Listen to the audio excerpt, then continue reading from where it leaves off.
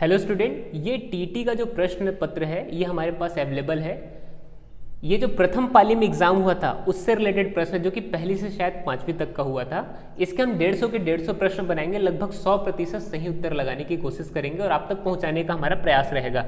ठीक है, जैसे कि यहाँ पे एक प्रश्न दिया है हिंदी वाले सेक्शन में, जैसे आया था चिरंतन शब्द का विलोम क्या है, तो इसका correct answer option number C नस्वर आएगा। उसी प्रकार से हम जो पूरे यानी पहले प्रश्न से लेकर के लास्ट प्रश्न तक आएंगे और जो डिटेल वीडियो है, अगर किसी प्रश्न में आपको डाउट होगा तो उसका जो डिटेल वीडियो है किसी प्रश्न को समझाने के हिसाब से वो अगली वीडियो में आएगा। अभी सिर्फ हम क्वेश्चन पेपर को लगाएंगे और कौन कौन सा करेक्ट आंसर है बस उसको वे देखते हुए चलेंगे। ठीक है, तो यहाँ पे सबसे पहला पार्ट जो है बाल विकास एवं शिक्षण से संबंधित है, तो उसके पहले पार्ट का पहला प्रश्न में सब लोग आ जाइए।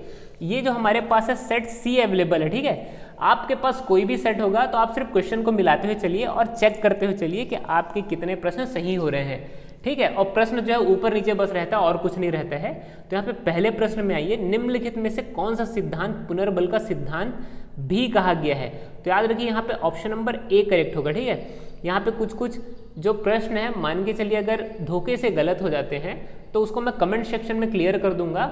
उसमें बेमतलब का आपको परेशान होने की जरूरत नहीं कि इस प्रश्न का उत्तर गलत बता दिए, धोखे से कभी कभी हो जाता है। ठीक है, तो यहाँ पर ऑप्शन नंबर ए आप लोग लगा लेंगे कि ऑप्शन नंबर ए यहाँ पे करेक्ट होगा। ठीक है, स्फूर्ति अनुकूलन का सिद्धांत। इसके अलावा दूसरे नंबर प्रश्न में आइए, बिल्कुल ध्यान देंगे ना, यहाँ पे दूसरा नंबर जो प्रश्न है, यह कहा जाता है कि विकास एक कभी न समाप्त होने वाली प्रक्रिया है। तो इससे जो क्वेश्चन पूछा गया है इसको परिभाषित किसने किया है, किसके आधार पर परिभाषित है, तो ऑप्शन नंबर बी यहाँ पे करेक्ट लगा लेंगे, निरंतरता का सिद्धांत आएगा। ठीक है, इसके अलावा अगले प्रश्न में आ जाइए, तीसरा नंबर जो प्रश्न है, निम्नलिखित में से कौन सा बौद्धिक विकास का तत्व नहीं है पूछा है, तो बौद्धिक विकास का जो तत्व नहीं वो सहनशीलता है। ऑप्शन नंबर सी यहाँ पे सब लोग करेक्ट लगा लेंगे, सहनशीलता। ठीक है, इसके अलावा अगले प्रश्न में आ जाइए, चौथा नंबर जो प्रश्न है वो ये पूछा है कि जो ट्विटर थी यानी एनी सुलिवन जो ट्विटर थी वो कौन सी बीमारी से पीड़ित थी, ये पूछा इसमें प्रश्न। तो याद रखिए वो दृष्टि से संबंधित बीमारी से पीड़ित थी यानी दृष्टि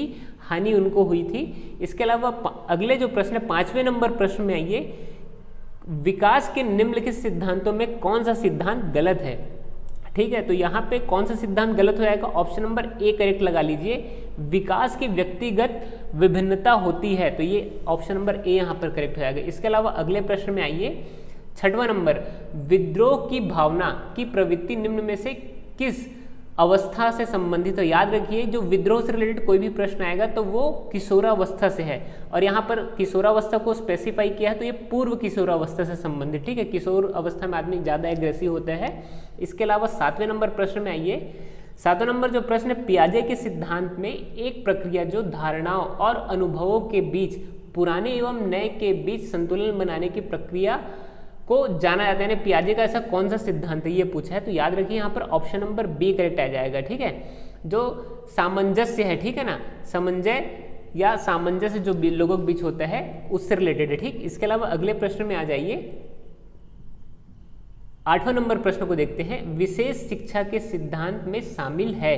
ठीक है, क्या शामिल है उसमें पूछा, तो यहाँ पर याद रखिए ऑप्शन नंबर सी करेक्ट आएगा। ठीक है, गैर भेदभावपूर्ण पहचान और मूल्यांकन, यहाँ पर सब लोग लगा लीजिए ऑप्शन नंबर सी करेक्ट हो जाएगा। इसके अलावा अगले प्रश्न में आ जाइए, 9वें नंबर प्रश्न में, विकास की किस अवधि को अत्यधिक दबाव और तनाव की काल कहा। देखिए मैंने पहले ही बताया कि दबाव या फिर तनाव का जो काल है वो नॉर्मली किशोरावस्था होता है, तो ऑप्शन नंबर यहाँ पर ए करेक्ट हो जाएगा। ठीक, इसके अलावा अगला देखिए 10वां नंबर प्रश्न, 6 से 7 वर्ष का बच्चा दूसरे का दृष्टिकोण है उसको स्वीकार क्यों नहीं करता है, ये पूछा इस प्रश्न में। तो याद रखिए यहाँ पर ऑप्शन नंबर बी करेक्ट है, जो 6 से 7 वर्ष का बच्चा होता है वो अपने आप को केंद्र मानता है। ठीक है, तो क्योंकि वो अभिकेंद्रित या आत्म केंद्रित होता है इसलिए वो दूसरों की जो दृष्टिकोण उसको नहीं अपनाता। ठीक, उसके अलावा 11वें नंबर प्रश्न में आइए, 11वां नंबर जो प्रश्न पूछा है, मोटर विकास में व्यक्तिगत विभिन्नताएं होती है फिर भी मोटर विकास का क्रम खाली स्थान से खाली स्थान तक होता है, ये पूछा। ठीक है, तो यहाँ पर ऑप्शन नंबर बी करेक्ट हो जाएगा। ठीक है, आप लोग लगा लीजिए।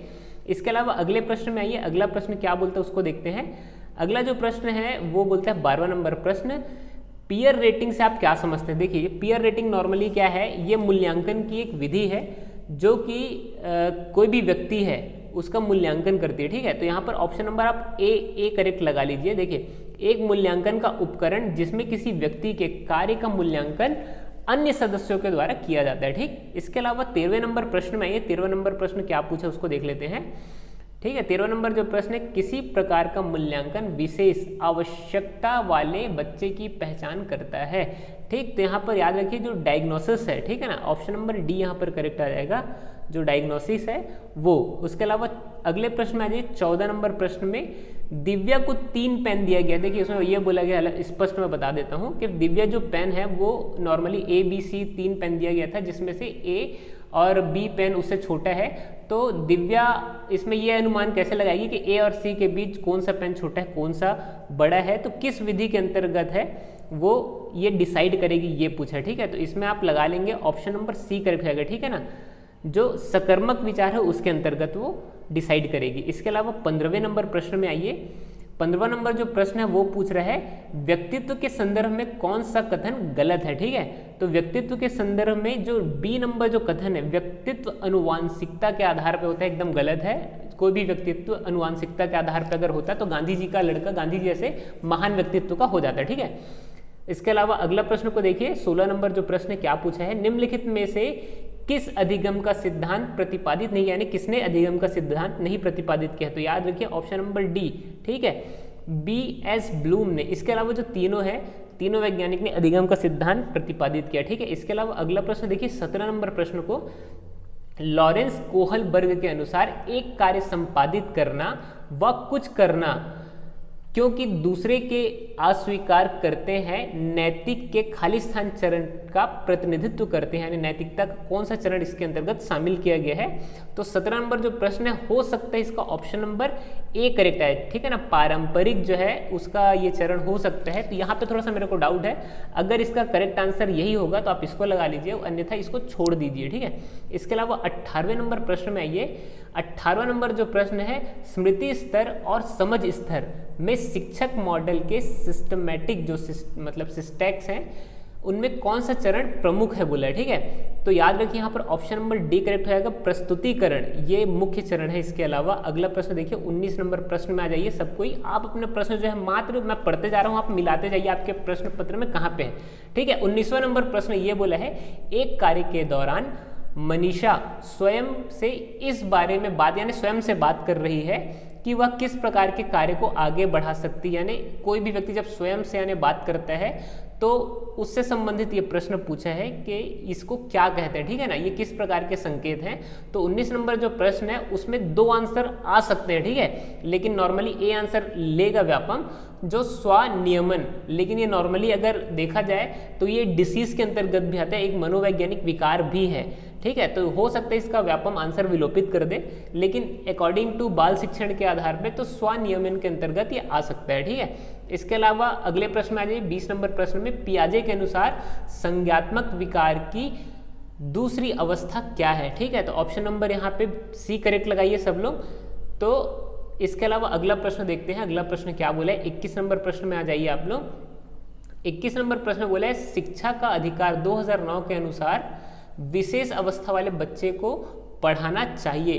तो इसमें ऑप्शन नंबर सी करेक्ट लगा लिए। ठीक है, तो यहाँ पे उनकी व्यक्तिगत अवस्थाओं को पूरा करने एवं प्रावधानों के साथ समावेशी शिक्षा व्यवस्था। देखिए इस बार विशेषकर जो शिक्षा का अधिकार से संबंधित, विशेष शिक्षण से संबंधित बहुत से प्रश्न हैं, लगभग 3 से 4 प्रश्न आए हैं। तो अगर आप विशेष शिक्षण वाला जो पोर्शंस को कवर किए होंगे तो आपसे 5 से 6 प्रश्न आसानी से बन गए होंगे।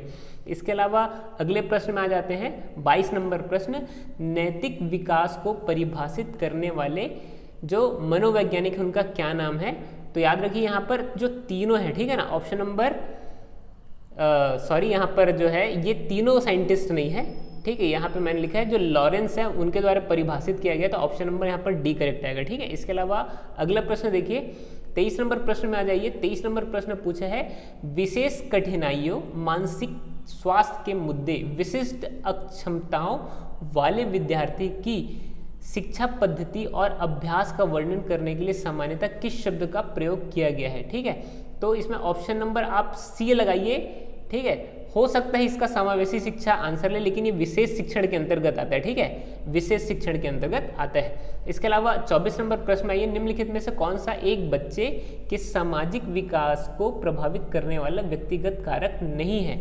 ठीक है। तो इसमें व्यक्तिगत कारक पूछे यानी सिंगल, तो याद रखिए यहाँ पर ऑप्शन नंबर ए करेक्ट आएगा, साथी समूह। ठीक, इसके अलावा अगले प्रश्न में आ जाइए, अगला 25 नंबर प्रश्न में आइए।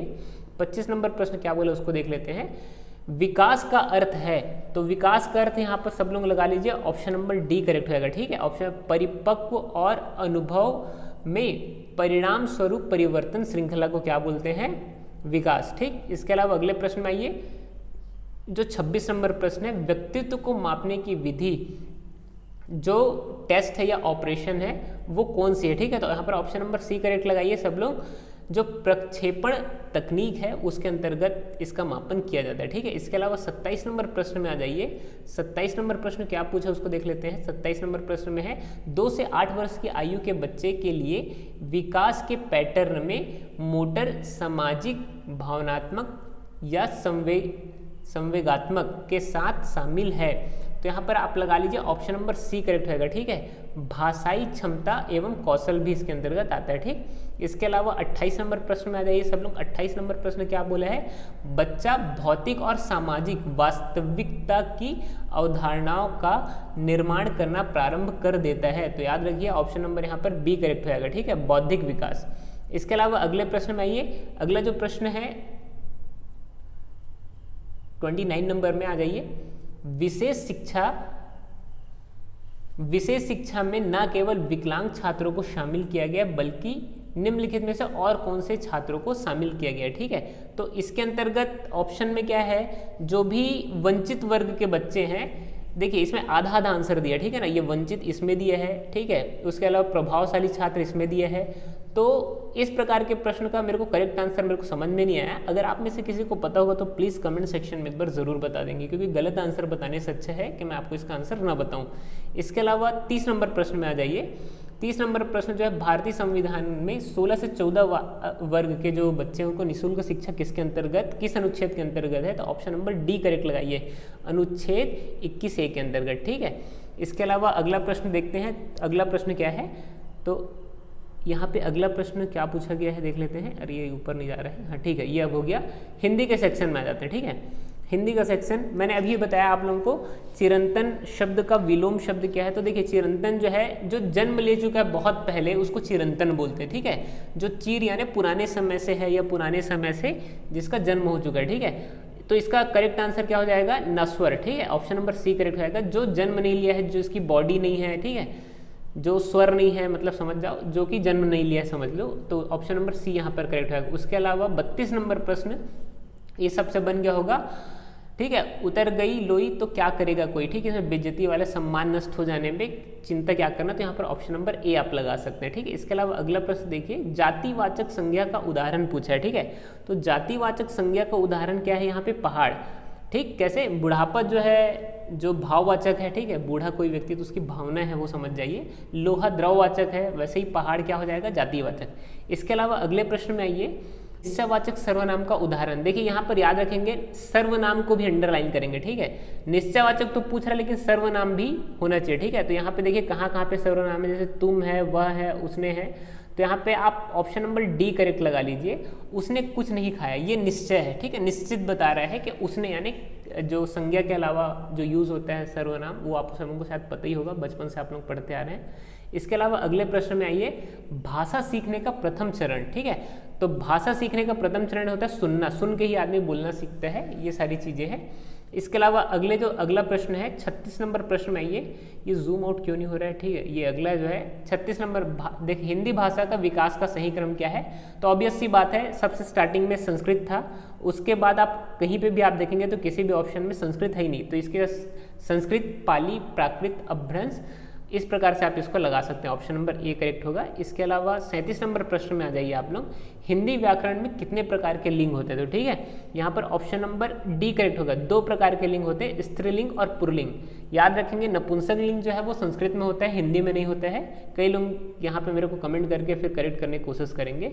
38 नंबर प्रश्न को देखिए, 38 नंबर प्रश्न आ जाइए, प्राथमिक स्तर पर भाषा सीखने का भाषा संबंधी कौन सा संसाधन सर्वाधिक महत्वपूर्ण है, तो याद रखिए जो सबसे महत्वपूर्ण है वो बाल साहित्य है। ठीक है ना, ऑप्शन नंबर बी करेक्ट हो जाएगा। इसके अलावा अगले प्रश्न में आ जाइए हिंदी के हिस्से में, तो अगला जो प्रश्न 39 नंबर प्रश्न, निम्नलिखित में से वाक्यों से संदेहवाचक वाक्य को पहचानिए। देखिए किस वाक्य में आपको संदेह हो रहा है, ठीक है ना, तो यहाँ पर ऑप्शन नंबर बी करेक्ट हो जाएगा, क्या तुम खा रहे हो, ये संदेहात्मक है, ठीक है। इसके अलावा अगले प्रश्न में आइए, अगला जो प्रश्न है वो पूछा है ध्वनि के मेल से बने सार्थक जो वर्ण है, ठीक है, उसको हम क्या बोलेंगे, शब्द बोल दें, ठीक है। यहाँ पर आप लगा लीजिए ऑप्शन नंबर सी करेक्ट हो जाएगा, शब्द। इसके अलावा 41 नंबर प्रश्न को देखिए, किस खेत की मूली के मुहावरे में प्रयोग जो मतलब निम्नलिखित में से कौन सा वर्ड करेक्ट होगा, ठीक है, वाक्य में प्रयोग के हिसाब से। तो यहाँ पे स्वादिष्ट भी नहीं होगा, अधिकारहीन ही होगा, ठीक है ना, लंबी वस्तु न सब्जी, तो ऑप्शन नंबर यहाँ पर बी करेक्ट लगा लीजिए। 42 नंबर प्रश्न में आइए, जो कम बोलता है तो अल्पभाषी होगा। मृदुभाषी का मतलब होता है जो मीठा बोलता है, वाचाल का मतलब होता है जो ज़्यादा बोलता है, और वक्ता का मतलब होता है जो कि जैसे भाषण बोलते हैं उसे वक्ता बोलते हैं, ठीक है। इसके अलावा अगले प्रश्न में आ जाइए, स्त्री का पर्याय है, तो स्त्री का पर्याय वनिता है, ठीक है। कई लोग यहाँ पर गिरा भी बोल सकते हैं, तो याद रखिए यहाँ पर ऑप्शन नंबर बी करेक्ट होगा, ठीक है।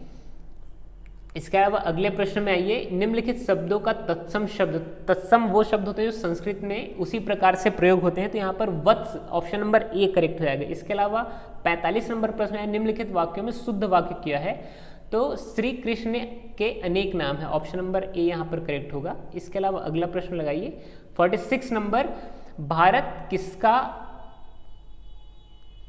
इसके अलावा अगला प्रश्न लगाइए, भारत विकास के प्रमुख चरण का इसके अलावा अगला प्रश्न लगाइए 46 नंबर में, भाषा विकास का प्रमुख चरण, ठीक है, तो जो सोपान है वो पूछा है, तो याद रखिए यहाँ पर ऑप्शन नंबर ए करेक्ट होगा, ठीक है।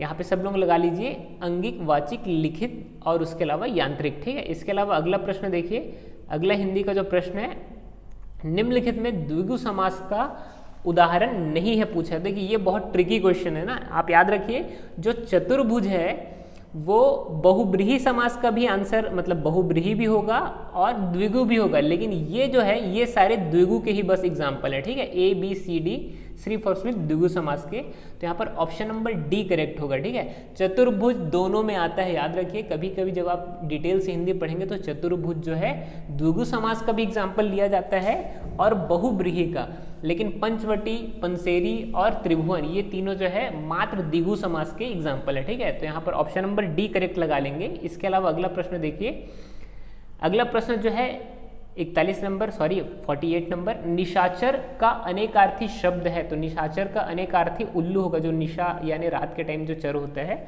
इसके अलावा अगला प्रश्न देखिए, अगला जो प्रश्न उसको देखते हैं, इनमें से कौन सी भाषा आकलन के सबसे कम प्रभावी तरीका है, तो याद रखिए जो लिखना होता है वो सबसे कम प्रभावी तरीका होता है, तो यहाँ पे कहानी को लिखना, ठीक है, ऑप्शन नंबर बी करेक्ट होगा। 50 नंबर प्रश्न में आइए, कौन सा प्रश्न कक्षा में बहुभाषिक को परिभाषित करता है, तो इसका करेक्ट आंसर मेरे को मिल नहीं पाया है, तो इसका आंसर मैं आपको कमेंट सेक्शन में पिन कर दूंगा। दरअसल क्या है यहाँ पे थोड़ा सा डाउट है, थोड़ा सा बड़ा सिलेबस है, इसको मैंने पढ़ नहीं पाया है, तो इसको मैं छोड़ रहा हूँ, कमेंट सेक्शन में पिन कर दूंगा 50 नंबर का आंसर क्या होगा, ठीक है। उपसर्ग युक्त शब्द है, 51 नंबर प्रश्न में आ जाइए, तो 51 नंबर जो प्रश्न है उसमें आप लगा लेंगे ऑप्शन नंबर बी करेक्ट होगा, परिधि, ठीक है।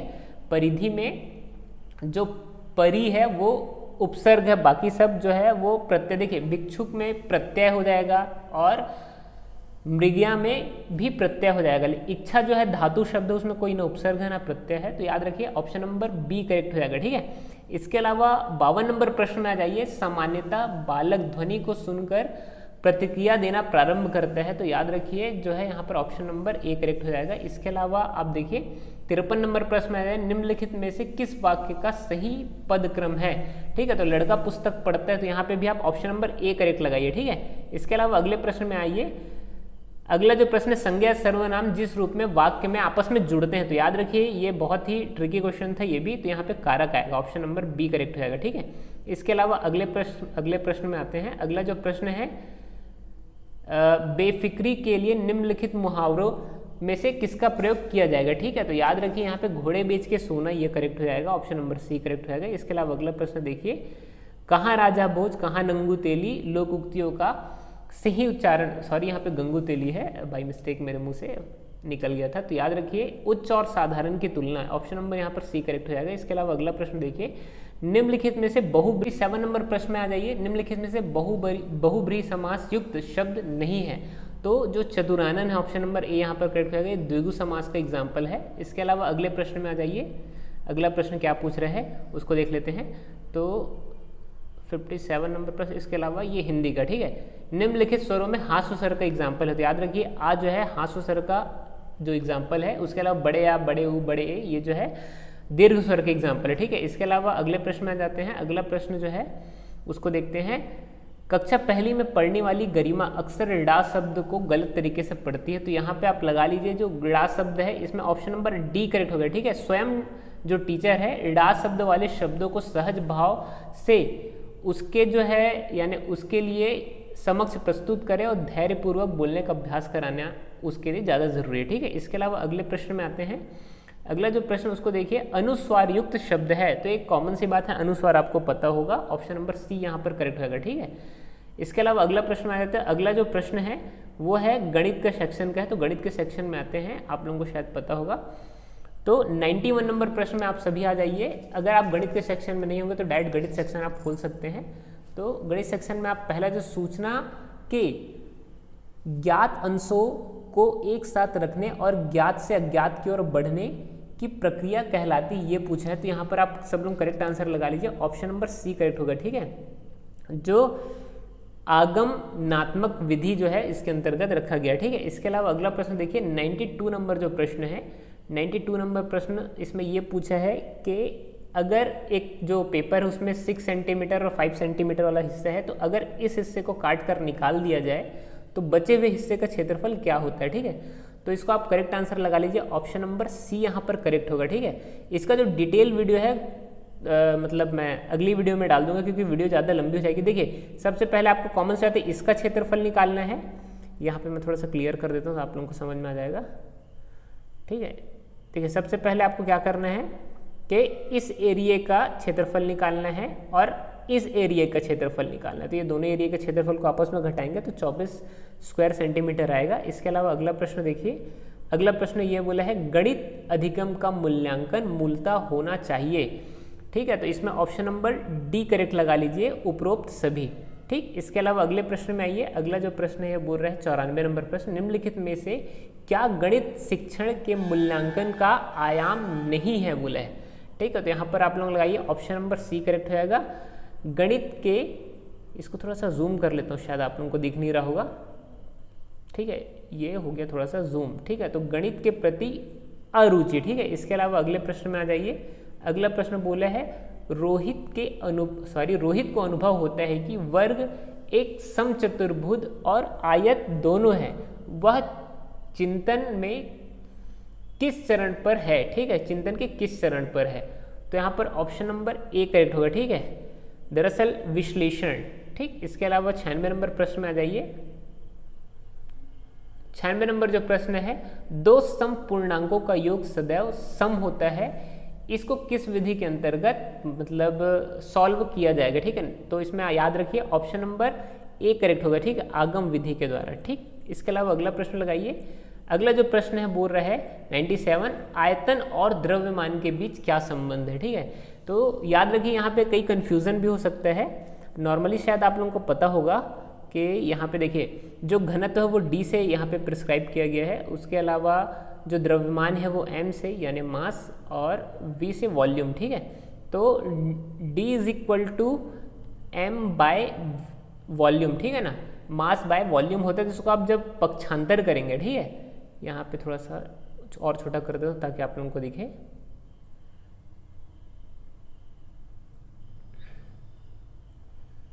ठीक। तो ये दरअसल जब आप इसको पक्षांतर करेंगे तो पक्षांतर करने के बाद इसका जो करेक्ट आंसर है वो ऑप्शन नंबर ए आएगा, ठीक है, m is equal to V यानी v इंटू डी, ठीक। इसका correct answer option number A आएगा। इसके अलावा अगले प्रश्न में आइए, इसको डिटेल से मैं आपको मैथ्स की वीडियो में बता दूंगा, ठीक है। इसके अलावा जो अगला प्रश्न है उसमें आप आ जाइए 98 नंबर, मौखिक उदाहरण विद्यार्थियों के किस शक्ति का विकास करता है, तो यहाँ पर ऑप्शन नंबर डी करेक्ट हो जाएगा, ठीक है, उपरोक्त सभी। इसके अलावा आप अगले प्रश्न में आइए। अगला जो प्रश्न है, गणित शिक्षण और सांप सीढ़ी के खेल का उपयोग अत्यधिक उपयुक्त होता है अवधारणाओं के विकास के लिए, ठीक है। तो यहाँ पर याद रखिए जो संख्याएं से संबंधित है उससे रिलेटेड है, ऑप्शन नंबर बी करेक्ट होगा। इसके अलावा आप 100 नंबर प्रश्न में आइए, जो स्क्वायर रूट पूछा है तो इसका स्क्वायर रूट क्या हो जाएगा, ऑप्शन नंबर ए 2.53, ठीक है। इसके अलावा अगला प्रश्न में आइए, अगला जो प्रश्न है क्या बोल रहा है, यहाँ पर पूरा कुचड़ बुचड़ हो गया है, ठीक है। अगले प्रश्न को अपन देखते हैं। तो यहाँ पे अगला प्रश्न है, एक लड़का 20 मिनट में लगभग 960 शब्द टाइप करता है, तो इसको आप जब सॉल्व करेंगे तो इसका करेक्ट आंसर हो जाएगा ऑप्शन नंबर ए 2880 शब्द प्रति घंटा आएगा, ठीक है। इसको मैं सॉल्व करके बताऊंगा, पहले ही बोल रहा हूँ आप लोगों को, तो ज़्यादा पैनिक नहीं होंगे कि कैसे इसका आंसर आ रहा है, ठीक है। इसके अलावा 102 नंबर प्रश्न में आएंगे, एक घनाभ का आयतन पूछा है जिसकी लंबाई चौड़ाई और ऊंचाई दी हुई है, तो यहाँ पर आप इसका करेक्ट आंसर लगा लीजिए, ऑप्शन नंबर बी हो जाएगा, ठीक है। ऑप्शन नंबर बी 1344 वर्ग मतलब क्यूब सेंटीमीटर। इसके अलावा अगले प्रश्न में आइए, अगला जो प्रश्न है, किस मॉडल में चरण दर चरण सीखने की प्रक्रिया होती है, तो याद रखिए यहाँ पर ऑप्शन नंबर बी करेक्ट होगा, प्रोग्रामिंग मॉडल। इसके अलावा 104 नंबर प्रश्न को देखिए, 104 नंबर प्रश्न में पूछा है 3/16 को प्रतिशत के रूप में बदलने के लिए बोला है, तो यहाँ पर इसका करेक्ट आंसर हो जाएगा ऑप्शन नंबर डी, ठीक है। इसके अलावा अगला प्रश्न देखिए यहाँ पर कोई ये नहीं बोलेगा कैसे आ रहा है क्या आ रहा है, मैं बोला ना, इसके बाद जस्ट नेक्स्ट वीडियो जो आएगी वो डिटेल वीडियो आ जाएगी, तो वो भी 5 मिनट की वीडियो रहेगा, उसको भी आप देख लेंगे। निम्नलिखित में से कौन सा संबंध सही है, तो देखिए चाल बराबर सबको पता होगा, चाल बराबर दूरी बटे समय होता है, तो ऑप्शन नंबर सी यहाँ पर करेक्ट होगा, ठीक है। इसके अलावा अगले प्रश्न में आ जाइए, 106 नंबर प्रश्न, निम्नलिखित में से गणित की प्रक्रिया का संबंध किससे नहीं है, ठीक है। तो यहाँ पर जो मतलब 106 नंबर प्रश्न है उसमें ऑप्शन नंबर बी करेक्ट लगा लीजिए, ठीक है, विशिष्ट क्रम, ठीक है। इसके अलावा 107 नंबर प्रश्न में आइए, 107 नंबर प्रश्न बोला है कि इसका मान ज्ञात कीजिए, 2 सही 3/4 1 सही 1/8, तो इसको जब आप कैलकुलेट करेंगे तो ऑप्शन नंबर ए करेक्ट आएगा 22/9।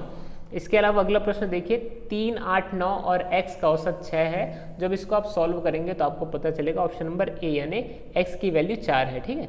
इसके अलावा अगले प्रश्न में आते हैं, तो अगला प्रश्न क्या पूछा है, 109 नंबर प्रश्न, व्यक्ति एक किसी काम को 20 दिन में करता है, तो जब इसको आप सॉल्व करेंगे जो पैसे का रेशियो है वो 1.3 आएगा, ठीक है, रेशियो में, तो यहाँ पर याद रखिए ऑप्शन नंबर सी करेक्ट होगा, ठीक है। 100 रुपये और 300 रुपये में बंटवारा होगा, ठीक, ना कि 300 रुपये और 100 रुपये में। इसके अलावा अगला प्रश्न को देखते हैं, यदि 8:13.5 और 16:x है तो x की वैल्यू क्या होगी, तो यहाँ पर याद रखिए ऑप्शन नंबर बी करेक्ट होगा, ठीक है, ऑप्शन नंबर बी करेक्ट होगा, 12 आएगी x की वैल्यू। इसके अलावा अगला प्रश्न देख लेते हैं, 111 नंबर, एक क्षतिग्रस्त कुर्सी जिसका मूल्य 110 रुपये है, ये पूछा 10% हानि में, तो इसको आप लगा लीजिए, ऑप्शन नंबर बी करेक्ट होगा, 99 रुपये आएगा, ठीक है।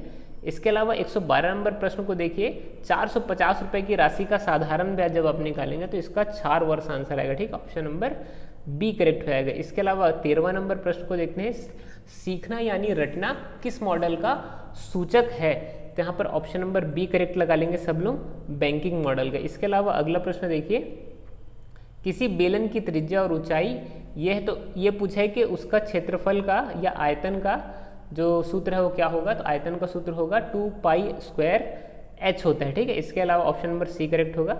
इसके अलावा 115 नंबर प्रश्न में आइए, यदि दो संख्याओं का महत्तम समापवर्तक 15 है और लघुत्तम समापवर्तक 300 है, तो इसका करेक्ट आंसर 75 आएगा, ऑप्शन नंबर सी, ठीक है। इसके अलावा अगले प्रश्न में आ जाइए, देखिए ये जो है इसको सॉल्व करके ना मैं बताऊंगा, पहले ही बोल रहा हूँ, ठीक है। तो अगला जो प्रश्न इसमें बोला है बढ़ते क्रम, असेंडिंग क्रम में बोला है, तो इसको आप जब सॉल्व करेंगे तो इसमें ऑप्शन नंबर सी करेक्ट आएगा, ठीक है। इसके अलावा अगले प्रश्न में जाइए, 117 नंबर प्रश्न, सोच की वृद्धि और गणित संकल्पनाओं के विकास के बीच एक निकटतम संबंध को किसमें स्थापित किया जाता है, तो याद रखिए यहाँ पर ऑप्शन नंबर ए करेक्ट होगा, ठीक है, सिद्धांत। इसके अलावा अगला प्रश्न में आइए, 18 नंबर प्रश्न, प्रत्येक अभाज्य संख्याओं को जो गुणा होकर के प्राथमिक स्तर के सिद्धांत के किस पद्धति का पालन किया जाना चाहिए, तो यहाँ पर ऑप्शन नंबर ए करेक्ट होगा, आगात्मक सिद्धांत का, ठीक है। इसके अलावा अगला प्रश्न 119 नंबर प्रश्न को देखिए, कौन सी आवश्यकताएं अधिक अमूर्त है, तो याद रखिए ऑप्शन नंबर बी करेक्ट आएगा, बीज गणित जो है ज्यादा अमूर्त है, ठीक है। इसके लिए 120 नंबर प्रश्न में आएंगे, गेंद संतरा जैसी जो 3D आकार की वस्तुएं उपयोग में लाकर गोलाई के अवधारणा का विकास किस पहलू के उदाहरण के हिसाब से होता है, तो याद रखिए ऑप्शन नंबर सी करेक्ट होगा, जो मूर्त और अमूर्त की ओर। ठीक है, इसके अलावा अगला जो सेक्शन उसको देख लेते हैं। अगला जो सेक्शन क्या है, अगला सेक्शन जो है इन्वायरमेंटल का सेक्शन है, इसको देखते हैं। 121 नंबर प्रश्न में आ जाइए, विज्ञान जो पर्यावरण इन्वायरमेंट वाला हिस्सा उसमें आएंगे अपन। 121 नंबर प्रश्न को देखिए, शिक्षण आकलन के लिए उपकरण और इसके अंतर्गत बच्चे को सिखाने में प्रगति की जानकारी एकत्र कर उसका रिकॉर्ड रखते हैं। तो इसका यहाँ पे आप लगाइए पोर्टफोलियो। ठीक है, अक्सर आप देखेंगे कि फोटो का जो पोलियो बनाते हैं उसको पोर्टफोलियो बोलते हैं। इसके अलावा 22 नंबर प्रश्न में आइए आप लोग। 22 नंबर प्रश्न पूछा है, रीमा आज पर्यावरण अध्ययन की कक्षा में जड़ विषय पर चर्चा करेगी, इसलिए वो किस चीज़ को लेके आएगी। तो याद रखिए जो जड़ होंगी उसी को लेके जाएगी। तो जड़ इसमें क्या है ऑप्शन में, तो जड़ जो है गाजर है, चुकंदर है और मूली है। ठीक है, याद रखिए हल्दी जो है वो जड़ की कैटेगरी में नहीं आता। ठीक है, वो तना की कैटेगरी में आता है। इसके अलावा अगला प्रश्न देखिए, 123 नंबर प्रश्न, एक पारिस्थितिकी तंत्र में अपघटक कॉमन से आता है। अपघटक या डिकम्पोजर वो होता है जो कार्बनिक पदार्थ को सरल रूप में परिवर्तित करते हैं। ऑप्शन नंबर डी करेक्ट होगा। ठीक है, इसके अलावा 24 नंबर प्रश्न को देखिए। 24 नंबर प्रश्न बोला, पर्यावरण अध्ययन की कक्षा में बच्चे खुले प्रश्न पूछने का मुख्य उद्देश्य क्या होता है। तो ऑप्शन नंबर यहाँ पर बी करेक्ट हो जाएगा। क्या होगा, बच्चों का अपसारी चिंतन या विकास करना। ठीक है, इसके अलावा अगला प्रश्न देखिए। अगला प्रश्न क्या पूछा है, प्राथमिक स्तर पर पर्यावरण अध्ययन के अंतर्गत विज्ञान और सामाजिक विज्ञान को सम्मिलित किया गया है, इसका उद्देश्य क्या है बोला है। तो यहाँ पर ऑप्शन नंबर ए करेक्ट लगाएंगे, विद्यार्थी को इस योग्य बनाना कि वह अपने पर्यावरण को समग्र के साथ समझ सके। ठीक है, इसके अलावा 26 नंबर प्रश्न आइए। 26 नंबर प्रश्न बोला है, वन पारिस्थितिकी तंत्र में कवक क्या है। देखिए इसका जो इंग्लिश वाला पोर्शन आप पढ़ेंगे ना तो आपको क्लियर होगा। ठीक है, तो यहाँ पे फंगस बोला है। ठीक है, कई लोग यहाँ पर बोलेंगे कि वो उत्पादक के अंतर्गत आएगा। तो याद रखिए जब एल्गी जो होता है, एल्गी यानी एल्गी कहने का मतलब है तालाब जो तंत्र है उसके अंतर्गत आएगा, यानी नमी वाले में तो उत्पादक यानी प्रोड्यूसर के अंतर्गत आएगा, लेकिन यहाँ पर अपघटक के अंतर्गत आएगा। ठीक है, तो ऑप्शन नंबर सी करेक्ट होगा। इसके अलावा 127 नंबर प्रश्न में आ जाइए, पृथ्वी अपने अक्ष पर घूर्णन 24 घंटे में कंप्लीट करती है। Option number B correct. ठीक है, इसके अलावा अगले प्रश्न को देखते हैं, सजीवों में श्वसन से संबंधित अंग है। तो याद रखिए स्किन है, फेफड़ा है और उसके अलावा क्या हो जाएगा, जो गलफड़े हैं। तो यहाँ पर ऑप्शन नंबर बी करेक्ट हो जाएगा। ठीक, इसके अलावा अगला प्रश्न देखते हैं, निम्नलिखित में से कौन सा पर्यावरण का भौतिक घटक नहीं है। तो कवक जो है भौतिक घटक नहीं, बाकी सब भौतिक घटक। इसके अलावा 130 नंबर प्रश्न को देखिए, इनमें से कौन सा समूह प्राथमिक उपभोक्ता है।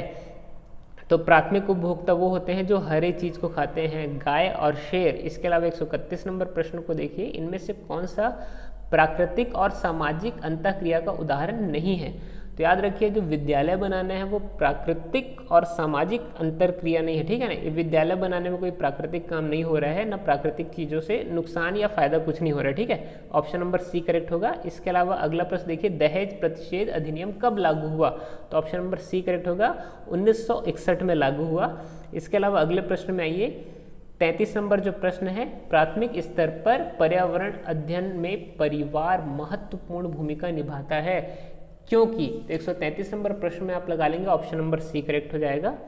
ठीक है, यह वास्तविक स्थितियों में सीखने का अवसर उपलब्ध कराता है। इसके अलावा अगला प्रश्न देखिए, अगला प्रश्न क्या बोलता है, 134 नंबर प्रश्न, एक व्यक्ति के मसूड़ों से खून निकलता है। तो कॉमन सी बात है, विटामिन सी से रिलेटेड होने वाली बीमारी है स्कर्वी। ठीक है, इसके अलावा अगला प्रश्न को देखिए यहाँ पर इसलिए हम बोल रहे हैं स्कर्वी क्योंकि बेरी और रतौंधी और रिकेट्स ये दांत वास्ते से रिलेटेड नहीं है। ठीक है, इसके अलावा 135 नंबर प्रश्न में आ जाइए, गीता रमन की पत्नी है देव गीता की इकलौता भाई। ये सब जब आप कहानी आप सॉल्व करेंगे तो ये समझ लीजिए कि उसका मामा लगेगा। ऑप्शन नंबर बी करेक्ट हो जाएगा। ठीक है, इसके अलावा अगला प्रश्न को देखिए, इनमें से कौन सा उचित व्यवहार में वृद्धि करने के लिए सर्वाधिक उपयुक्त है। ठीक है, तो यहाँ पर पुरस्कार और प्रशंसा ये दोनों में से कोई एक आंसर आएगा। अगर आपको पता है तो प्लीज़ कमेंट सेक्शन में ज़रूर बताएंगे।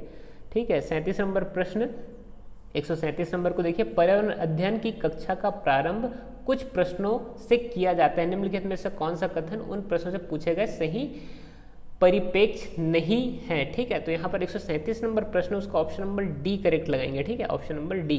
इसके अलावा 138 नंबर प्रश्न में आ जाइए। 138 नंबर प्रश्न क्या पूछा, पर्यावरण अध्ययन में कहानियों को एक शिक्षण शास्त्र की तरह उपयोग किया जाता है। तो जब आप इसको कैलकुलेट करेंगे तो यहाँ पर ऑप्शन नंबर बी करेक्ट होगा, ए बी सी करेक्ट है और डी जो है वो गलत होगा। ठीक है, इसके अलावा 129 नंबर प्रश्न में आ जाइए। प्राथमिक स्तर पर मानचित्र जो है वो जो बच्चे हैं उसका कौन सा कौशल का विकास करते हैं, ये पूछा। तो यहाँ पर ऑप्शन नंबर डी लगा लीजिए। ठीक है ना, स्थान, दूरी और दिशाओं को समझने के लिए ज़रूरी है। ठीक, इसके अलावा 140 नंबर प्रश्न की ओर बढ़िए। इनमें से कौन सा कथन कक्षा में आयोजित गतिविधियों से संबंधित यानी गलत संबंध है। ठीक है, यहाँ पे तो यहाँ पे आप ऑप्शन नंबर सी को करेक्ट लगा लीजिए। गतिविधि में शिक्षक की भागीदारी न्यूनतम होनी चाहिए, ये एकदम गलत है। इसके अलावा अगला प्रश्न देखिए। अगला प्रश्न जो है, भारत में लड़के एवं लड़कियों के विवाह करने की औसत उम्र या सबसे कम उम्र क्या है। तो याद रखिए यहाँ पर ऑप्शन नंबर बी करेक्ट आएगा। ठीक है, 21 वर्ष और 18 वर्ष, क्योंकि पहले लड़का पूछा है फिर लड़की पूछा है। इसके अलावा अगला प्रश्न देखिए, 142 नंबर प्रश्न देखिए। पर्यावरण अध्ययन की कक्षा को शिक्षक ने अदरक को तना कहा, क्योंकि देखिए जो तना है, मैं पहले ही बताया कि अदरक जो है तना होता है जिसमें क्या बोलते हैं, क्या पाया जाता है, पार्व मतलब पर्व, संध्या, ये सारी चीज़ें पाई जाती है जहाँ से एक नया प्लांट उग सकता है। ठीक है, ऑप्शन नंबर बी यहाँ पर करेक्ट होगा। इसके अलावा 143 नंबर प्रश्न, खाद्य श्रृंखला का सही क्रम क्या है। तो घास है, घास के बाद जो शाकाहारी होंगे वो आएंगे, फिर उसके बाद मांसाहारी। तो ऑप्शन नंबर सी करेक्ट हो जाएगा, घास, खरगोश और शेर। ठीक, इसके अलावा 144वें नंबर प्रश्न की ओर बढ़ते हैं। पर्यावरण की पाठ्य पुस्तक से संबंधित कौन सा कथन सही है। तो याद रखिए जब आप इसको कैलकुलेट करेंगे तो आप चेक कर लेंगे कि ऑप्शन नंबर यहाँ पर ए करेक्ट होगा, बी और डी सही है, इसके अलावा बाकी सब गलत है। इसके अलावा 145 नंबर प्रश्न का है, मच्छरों द्वारा फैलने वाला रोग। तो कॉमन से आता है मलेरिया, डेंगू, चिकनगुनिया, ये सारी चीज़ें, ऑप्शन नंबर डी करेक्ट होगा। और 146 नंबर प्रश्न को आप देखेंगे, 146 नंबर प्रश्न दिया, नीचे दिए गए कथन के संबंध में सही विकल्प चुनकर लिखिए। तो देखिए जब आप यहाँ पर देखेंगे तो ऑप्शन नंबर बी करेक्ट हो जाएगा, ये बच्चे को समस्या का समाधान करने में सहायक होती हैं। ठीक है, इसके अलावा 47 नंबर प्रश्न को देखिए, 147 को, निम्नलिखित में से कौन सी बीमारी रुके हुए पानी से संबंधित है। तो ऑब्वियस सी बात है यहाँ पे फिर मलेरिया आएगा, ऑप्शन नंबर सी करेक्ट हो जाएगा। इसके अलावा 148 नंबर प्रश्न को देखिए, निम्नलिखित में से कौन सा कथन रचनावादी दृष्टिकोण के बारे में सही है। तो यहाँ पर आप याद रखिए जो ऑप्शन नंबर सी करेक्ट आएगा, सीखना, उद्दीपन और अनुक्रिया के द्वारा जो है रचनावादी सिद्धांत का प्रतिपादन होता है। ऑप्शन नंबर सी वहाँ पे करेक्ट हो जाएगा। 139 नंबर प्रश्न को देखिए, इनमें से कौन सा पर्यावरण अध्ययन का रचनात्मक आकलन है। तो याद रखिए यहाँ पर ऑप्शन नंबर डी करेक्ट होगा, बच्चों के क्रियाकलाप करवाना और अवलोकन को दर्ज करना। ठीक है, इसके अलावा अगला जो प्रश्न है, NCF 2005 में पर्यावरण के अध्ययन से रिलेटेड को किसको शामिल या अनुशंसा नहीं की गई है। तो इसको देखिए, इसमें थोड़ा सा मेरे को डाउट है क्योंकि 2005 का जो है उसको मैंने डिटेल से पढ़ा नहीं है। अगर आपको इसका आंसर पता होगा तो मुझे कमेंट सेक्शन में करेक्ट करेंगे। इसके अलावा जो डिटेल पोर्शन है वो जो मैथ्स वाला है और इंग्लिश वाला है ये नेक्स्ट वीडियो में आने वाला है। तब तक के लिए स्टे सेफ, पीस आउट। और हाँ, अभी तक अगर आप हमारे चैनल को सब्सक्राइब नहीं किए तो मेक श्योर कि आप हमारे चैनल को सब्सक्राइब करें।